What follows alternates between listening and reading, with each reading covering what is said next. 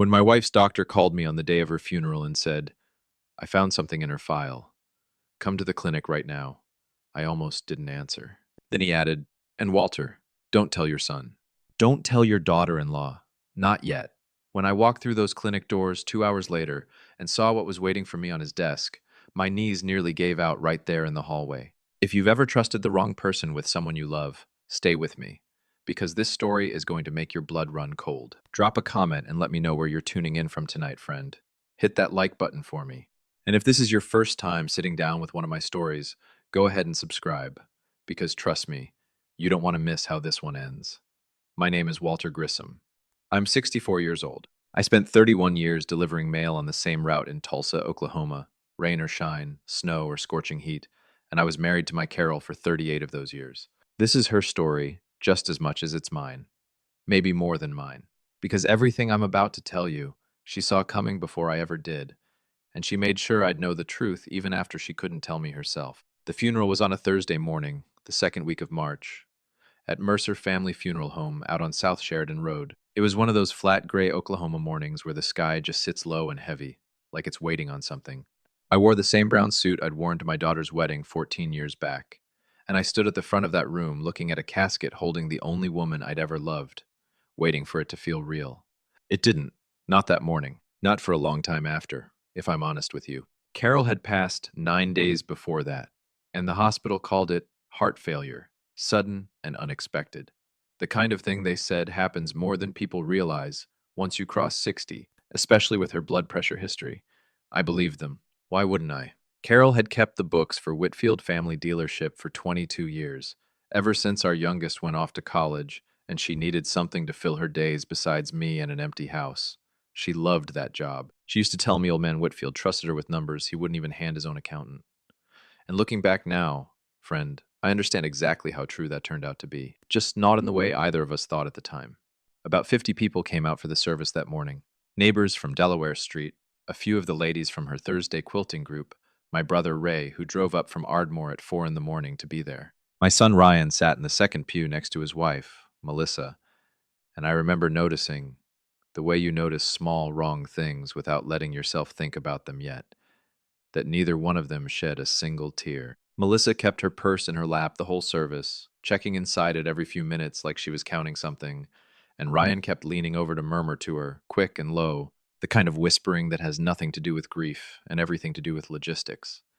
At 11:40 that morning, right as the pastor was closing us out in prayer, my phone buzzed against my hip. I almost let it go to voicemail. Then I glanced down and saw the name lit up on the screen. Dr. Alan Pruitt, Carol's doctor for the last 15 years. My doctor, too, come to think of it, back before I switched over to the VA clinic. I slipped out into the hallway, my pulse already climbing for no reason I could name yet.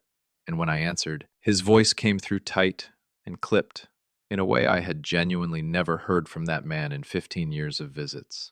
Walter, he said, I need you to come to the clinic, today, as soon as you can get here. To understand why that call put ice down my spine the way it did, friend, you have to understand who Alan Pruitt was.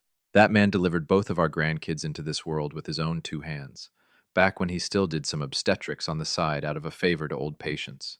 He was steady, unshakable, the kind of doctor who could tell you that you had 6 months to live and somehow make you feel like everything was going to be fine. Hearing that same voice crack down the phone line told me something in my chest before my brain even caught up to it. What is it, Alan? What's going on? I asked him, standing there in that quiet hallway with the organ music still leaking out from behind the door. Not over the phone, he said. Come to the clinic. And Walter, listen to me. Don't say anything to Ryan. Don't say anything to Melissa. Not yet. Just come. I want to tell you a little about my family before I go any further, because none of what comes next is going to make sense without it. Carol and I built a good, plain life on a mail carrier's pension and her bookkeeping salary. Nothing fancy. We paid off the house on Delaware Street free and clear 11 years ago. We had a modest retirement account we'd been putting into since our 30s, and we helped our son Ryan whenever he came up short, which over the last 2 years had gotten to be more often than I liked, admitting even to myself. Ryan was 34, married to Melissa, going on 5 years, and the two of them had been circling the drain financially ever since Ryan's construction company lost its biggest contract back in 2022. They kept telling us it was temporary. They kept telling us they had a plan, And over the last year, Sunday dinners at our place had turned into Wednesday visits too, which had turned into Melissa showing up on her own some afternoons, always with some little reason, to help Carol organize her pill case for the week or go through paperwork in the back office. Since Mom's not as sharp as she used to be, and I just want to help out where I can. I hadn't thought a thing of it at the time, friend. Neither had Carol. Looking back now, that's exactly the problem, isn't it? That's always the problem. In the weeks leading up to Carol's death, something had shifted in her that I noticed and then talked myself right out of noticing. She was tired in a way sleep didn't fix. She said her thinking felt slow in the mornings, like wading through water, and her doctor adjusted her blood pressure medicine twice, trying to chase down what was going on. Melissa had started coming by on Tuesdays and Saturdays specifically, always with the same line, to help sort Carol's pills into her weekly organizer so she wouldn't lose track. I remember one Saturday afternoon in late January, I came in early from a doctor's appointment of my own and found Melissa alone at our kitchen table, Carol's pill organizer open in front of her, and Carol herself asleep on the living room couch in the middle of the afternoon, which in 38 years of marriage I had never once seen her do. Melissa smiled up at me and said Carol had just worn herself out working in the garden and left about 10 minutes later. I didn't think a thing of it. My wife trusted her daughter-in-law. I trusted my wife. 4 days before she died, Carol asked me if I remembered signing some paperwork with her back in November about updating the deed on the house. Something about making sure things were simple for Ryan someday if anything happened to either of us. I told her I didn't remember any such thing. She frowned at that, said Ryan had mentioned bringing some papers by for us to look over, and figured she must have just forgotten. We let it drop. We had no reason not to, friend. Not then. The morning she died was a Tuesday. I was out at the Quick Trip on 71st Street filling up the truck. Carol called Ryan first because my phone was sitting in the cup holder on silent, and by the time I got home 12 minutes later, the paramedics already had her on the stretcher, loading her into the ambulance. She was gone before we ever reached St. Francis. Cardiac event, they told me. Sudden. Nobody asked a single follow-up question beyond that. And in my grief, friend, God forgive me, neither did I. Standing in that hallway outside the funeral home with Alan Pruitt's voice shaking in my ear, all of it came rushing back at once, sharp and cold. The pill organizer, the paperwork I never signed, the way Ryan and Melissa had been hovering around my wife for months like buzzards circling something they already knew was going down. Alan, just tell me, I said, keeping my voice low so it wouldn't carry back through the door. What did you find? I can't do it justice over the phone, Walter. Carol came to me 3 weeks ago. She left something with me, a letter and a flash drive, and she told me only to open it if something happened to her. He paused, and I heard him breathe out slow and unsteady. I opened it this morning, Walter, after I heard. And what's on it? I need you to see this with your own 2 eyes. Come straight to the clinic. Don't stop at the house first. And Walter, whatever you do, don't say a word of this to Ryan or Melissa. My hands were shaking so bad I nearly dropped my keys walking back to the pew. I sat through the last 20 minutes of that service without hearing one single word the pastor said. And when it finally ended, and people started filtering out toward their cars for the burial, I found Ryan by the door and told him I had some paperwork from Carol's life insurance I needed to sort through that afternoon, that I'd meet everybody back at the house for the gathering afterward. Ryan barely looked up from his phone. Sure thing, Dad. Whatever you need to do. Melissa didn't even glance my way. She was already halfway to the parking lot, heels clicking fast against the wet pavement, talking low into her phone to somebody I couldn't see. I stood there for a second and watched my son's wife hurry away from her mother-in-law's own funeral service, like she had somewhere far more pressing to be, and that cold feeling in the hallway sank down another few inches into my chest. I got into my truck, an old gray Silverado with better than 200,000 miles on it, and I drove across town toward Pruitt Family Medicine on Yale Avenue with my wife's grave freshly filled in behind me, having no idea that the worst part of that day hadn't even started yet. The clinic sat in a low brick building just off Yale, the same building Carol and I had been going to for a decade and a half. I pulled into the lot at 1:15, still in my funeral suit, tie hanging loose around my neck, my mind spinning through every possible thing Alan could need to show me. I walked in through the front doors, past the receptionist, a young woman named Dana who'd known us for years and who waved me straight back without even checking me in, and I headed down the hallway toward Alan's private office. That's when I saw a car swing hard into the lot behind me through the front window. Fast. Careless. half up on the curb. It was Ryan's black Silverado, the newer one, the one he could barely afford the payments on. I stopped dead in that hallway.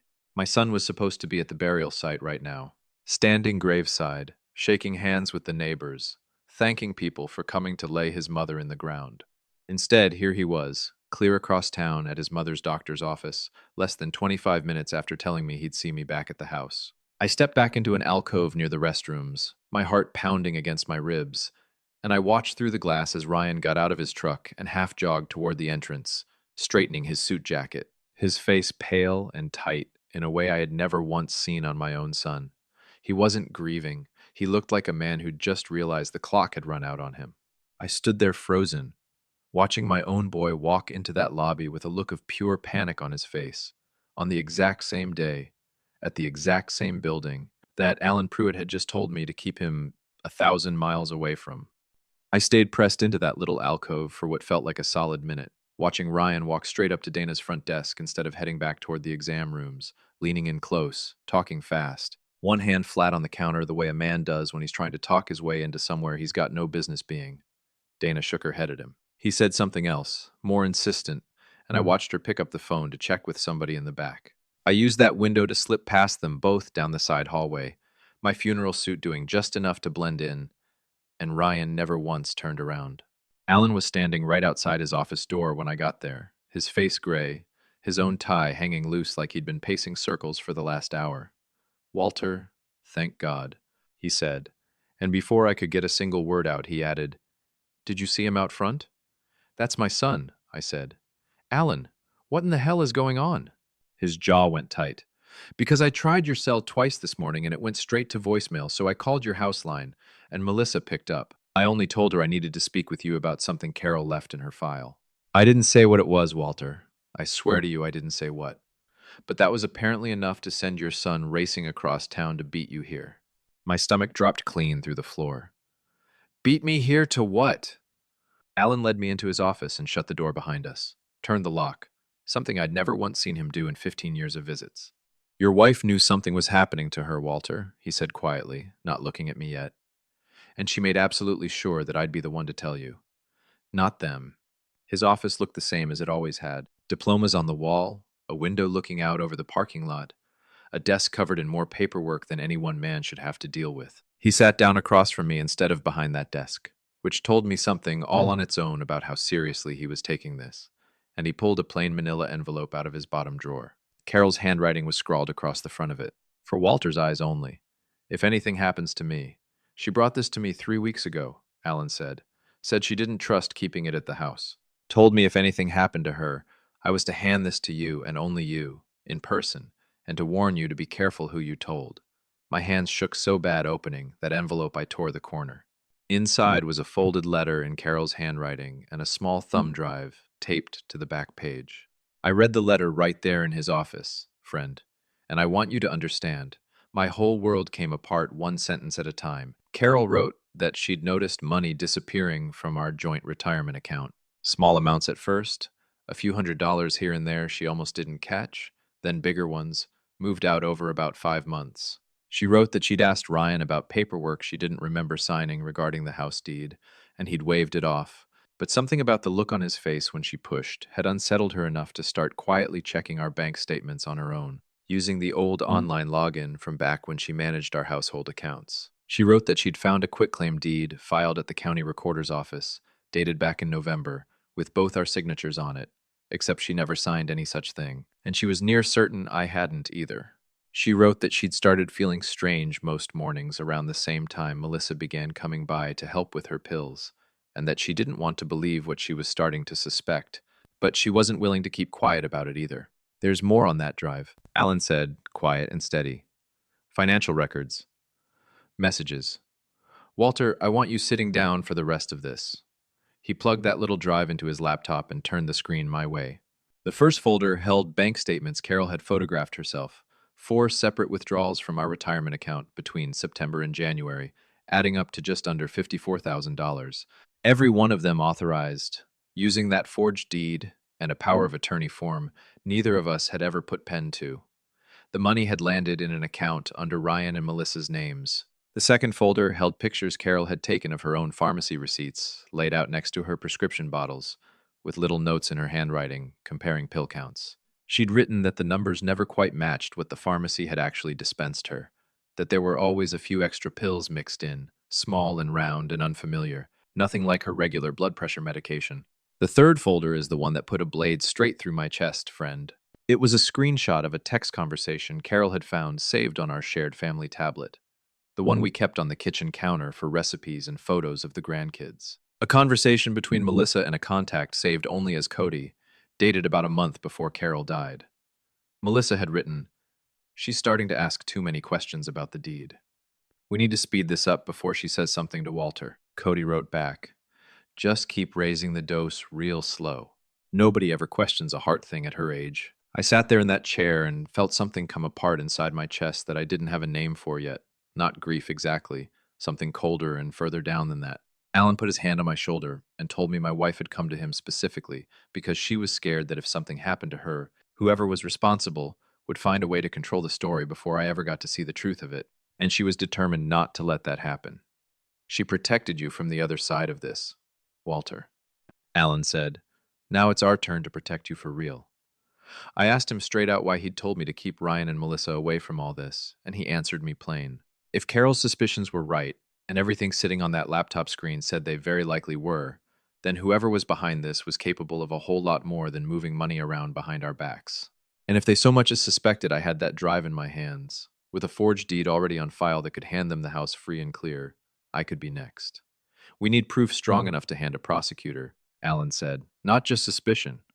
And we need it before they know we're looking." That afternoon, Alan called an old friend of his, a retired Tulsa police detective named Marcus Webb, who did private investigative work these days. Marcus met us at the clinic within the hour, a broad, quiet man in his late 50s with the kind of tired eyes that told you he'd seen every version of this story before. He went through the contents of that drive twice without saying a word, and then he finally said the thing none of us wanted to hear out loud.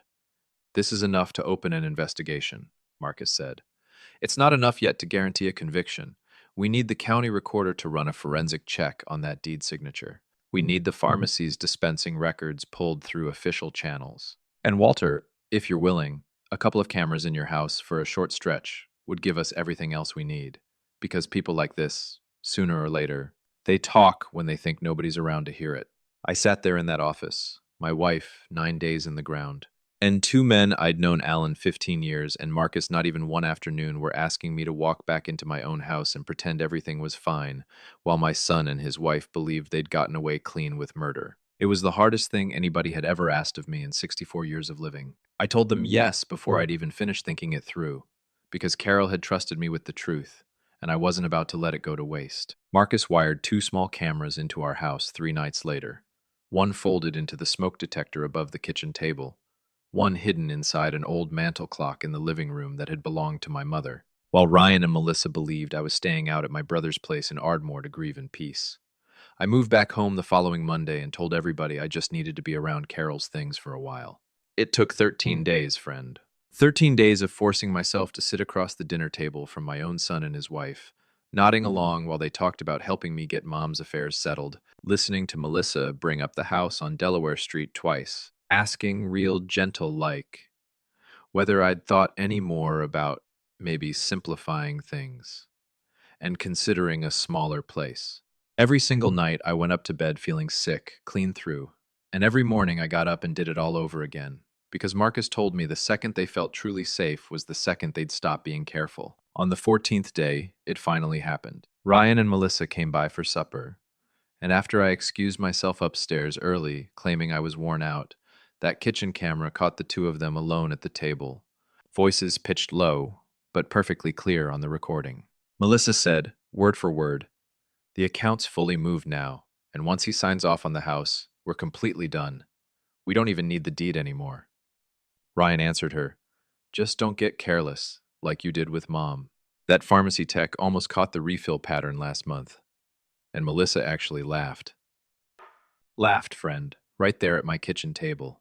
Nobody double checks an old woman's heart pills, Ryan. Nobody ever does. Marcus had that footage locked into an evidence file inside the hour. Paired with the pharmacy records his contact pulled, showing an unexplained pattern of early refills on a medication that can dangerously throw off heart rhythm at elevated doses, and a forensic handwriting comparison confirming the deed signatures were forged. We finally had what Marcus called a case that would hold up in front of any jury in the state. Alan looked at me across his desk that night and said, quiet and even, "Now we bring it out into the open, Walter, on our terms, not theirs." We decided to do it at the reading of Carol's will, which our family lawyer, a sharp, no nonsense woman named Rita Alvarez, who'd handled our estate paperwork for close to 20 years, had already scheduled for the following Friday at her office downtown on Boston Avenue. Ryan and Melissa had no idea Marcus Webb would be sitting quietly in the small waiting room next door, or that two Tulsa detectives would be parked in an unmarked sedan across the street waiting on his signal. I spent that whole week acting exactly the way I had for the last 13 days. Tired, quiet, cooperative, letting Melissa believe her plan was rolling along right on schedule. She even hugged me the morning of that meeting and told me how proud she was of how strong I was being through all this. I stood there and let her arms wrap around me, thinking about that text message glowing on Alan's laptop screen. And I felt nothing but cold, steady patience settle into my bones. We all sat down in Rita's office at 10 sharp that morning. Ryan in a charcoal suit, Melissa in a black dress, both of them composed, near relaxed, expecting nothing more than a simple formality before they walked away with what they'd already decided was rightfully theirs. Rita went through the standard opening of the reading, and then, right on cue, she looked over at me and asked if there was anything I wanted to say before we went any further. "Actually, there is," I said, and I watched Ryan's face shift, just the smallest flicker of something uneasy crossing it. End of quote. Before we go one step further, I think it's time everybody in this room saw exactly what your mother left behind for us. I nodded toward the door, and Alan Pruitt walked in carrying his laptop, followed close behind by Marcus Webb, whose face Ryan clearly recognized from somewhere, maybe an old traffic stop years back, maybe just plain instinct, because the color drained straight out of my son's face. Melissa's voice came out sharp and fast. "What is this? Walter, what's going on here?" I looked her dead in the eye and said, "Carol's exactly what's going on." Alan set that laptop down on the conference table and played the kitchen recording without a single word of introduction. Melissa's own voice filled that small office, clear as a church bell, talking about the account being fully moved, about not needing the deed anymore, and then Ryan's voice answering right back, warning her about getting careless, like she had with Mom. The room went dead silent, except for that recording playing straight through, every single word landing like a hammer blow. Melissa's face went white, then red, and she came up out of her chair so fast it scraped hard against the floor.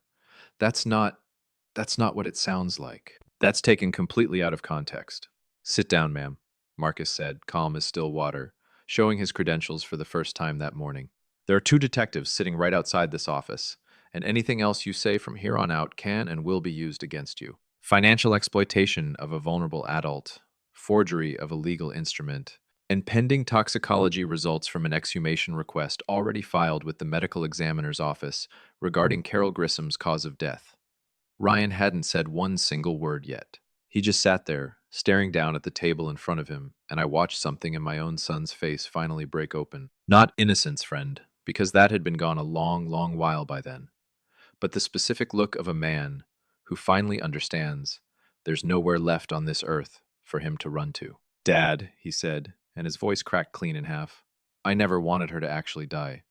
I swear to you I didn't. It was only ever supposed to slow her down, keep her confused enough that she wouldn't fight us on the paperwork." I felt Alan's hand land steady on my shoulder, because for 1 second the whole room tilted sideways on me, and all I could see was Carol in that hospital bed I never got there in time to reach. "But I want you to know," I didn't raise my voice. I didn't need to. "Your mother sat at that kitchen table every single Sunday of your life, making sure your plate was full before she ever touched her own fork," I told him, quiet and even. "And the whole time, you were sitting across from her counting down the days until you got this house."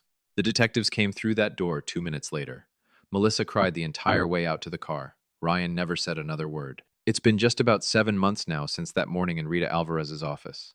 Ryan took a plea on the financial exploitation and forgery charges and is serving 3.5 years out at the Dick Connor Correctional Center. Melissa's case went a good deal further.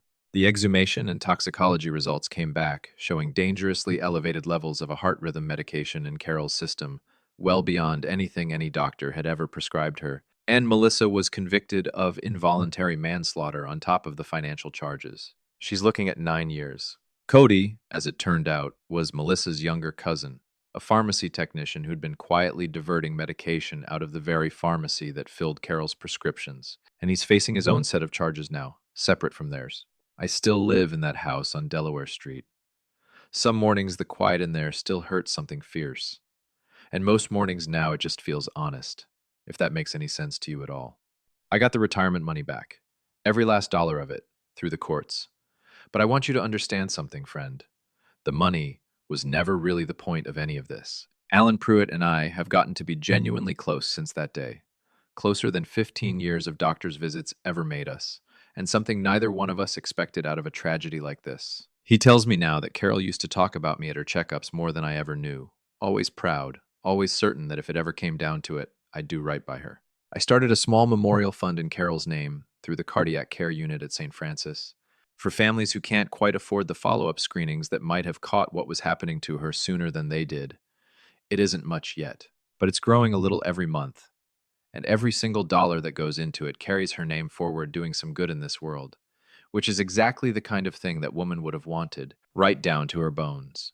I think about that hallway outside the funeral home more than I probably should, friend. Alan's voice shaking on the other end of that phone line, telling me to come see something before it was too late for it to matter.